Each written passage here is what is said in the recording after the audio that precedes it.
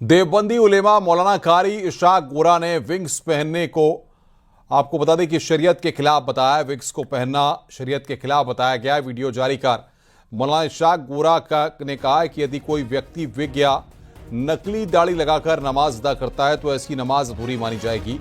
मौलाना इशाक गोरा ने एक वीडियो जारी कर मुस्लिमों से अपील की है कि वो विग लगाकर नमाज अदा करने न जाएं।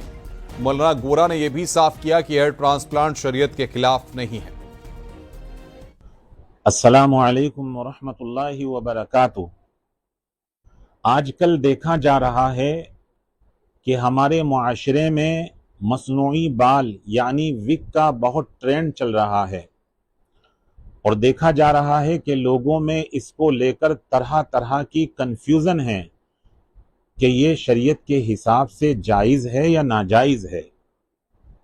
हमें याद रखना चाहिए कि दारुल उलूम देवबंद ने 2016 में इसको लेकर एक फतवा भी जारी किया था जिसमें बताया गया था कि वज़ू और गुस्ल मजहब इस्लाम ने दो अहम फ़राइज़ हैं जिसका पूरा होना ज़रूरी है। विग लगाने के बाद जो हमारी त्वचा है उस तक पानी नहीं पहुंचता, इसीलिए दारुल उलूम देवबंद ने विग से परहेज करने के लिए कहा था। हालांकि दारुल उलूम देवबंद ने हेयर ट्रांसप्लांट पर कोई एतराज़ नहीं जताया था। हमें याद रखना चाहिए कि दारुल उलूम देवबंद का हर फतवा 100% दुरुस्त होता है। हमें उस पर अमल करने की ज़रूरत है और हमें दुआ भी करनी चाहिए कि अल्लाह तबारक व तआला हमें दीन की सही समझ और उस पर अमल करने की तौफीक अता फरमाए। आमीन। वहीं बरेलवी मौलाना शहाबुद्दीन रज़वी ने कारी इशाक गोरा के बयान का समर्थन किया है। रज़वी ने कहा है कि नमाज की पहली शर्त है वजू करना और वजू तब तक नहीं माना जाता जब तक पानी स्किन को न छुए। विग जैसे सौंदर्य प्रसाधन वजू में खलल डालते हैं, इसलिए इन्हें सही नहीं ठहराया जा सकता। कारी इशाक गोरा साहब ने जो मुसलमानों को मशवरा दिया है, एहतियात बरतने की जो बात कही है, वो बिल्कुल बात उनकी दुरुस्त है और बेहतर है। इसलिए कि जो हेयर प्लांट है या मसनूई बाल हैं, किसी एतबार से भी वो आदमी अपनी ज़रूरत के लिए हो या नुमाइश के लिए हो या खुशनुदी के लिए हो या चेहरे को सर को अपने आप को अच्छा साबित करने के लिए हो, किसी एतबार से भी अगर वो करता है तो और नमाज पढ़ता है तो नमाज पढ़ने के लिए सबसे पहली शर्त है वजू। और वजू के लिए ये ज़रूरी है कि वजू का जब वजू करे बंदा तो वजू का पानी जो बाल हैं, बाल की जड़ों तक जाना चाहिए और जो खाल है उस खाल तक जाना चाहिए, पानी पेवस्त होना चाहिए।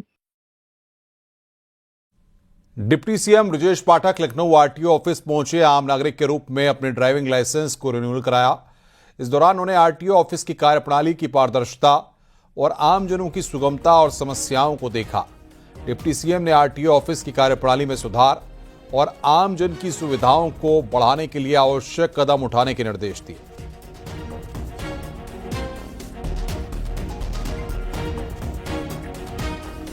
यूपी गौ सेवा आयोग के उपाध्यक्ष रमाकांत उपाध्याय ने कहा है कि गाय का गोबर रेडिएशन को खत्म करता है। अपने मोबाइल में लगी गोबर चिप दिखाकर गौ सेवा आयोग के सदस्य ने दावा किया।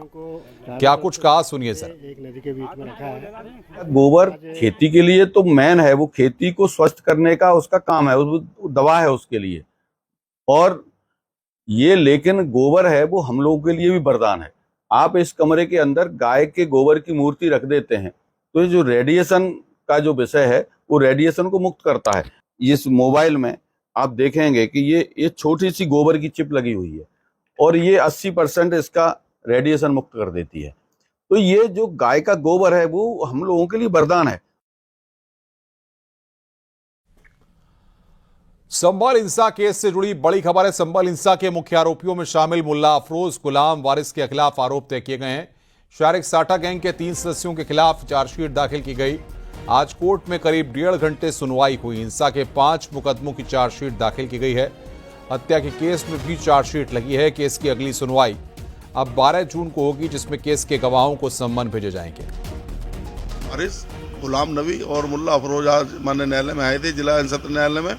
जनपद न्यायाधीश महोदय के समक्ष इनके जो आरोप इनके खिलाफ तय हुए हैं और इनके खिलाफ जो चार्जशीट आई थी उसके आधार पर इनके खिलाफ अब केस चलेगा। और इनके खिलाफ जो कुल मुकदमे थे 3 लोगों के खिलाफ, वो 5 मुकदमे थे जिसमें आज आरोप बना है माननीय न्यायालय में। एक मुकदमा अपराध संख्या 339 सन 2024, एक मुकदमा अपराध संख्या 338 सन 24, एक मुकदमा अपराध संख्या 340 सन 24, एक मुकदमा अपराध संख्या है 306 सन 24 और एक मुकदमा अपराध संख्या है 34 सन 2025। रुक रहे हैं ब्रेक के लिए। खबरों का सिलसिला लगातार जारी है।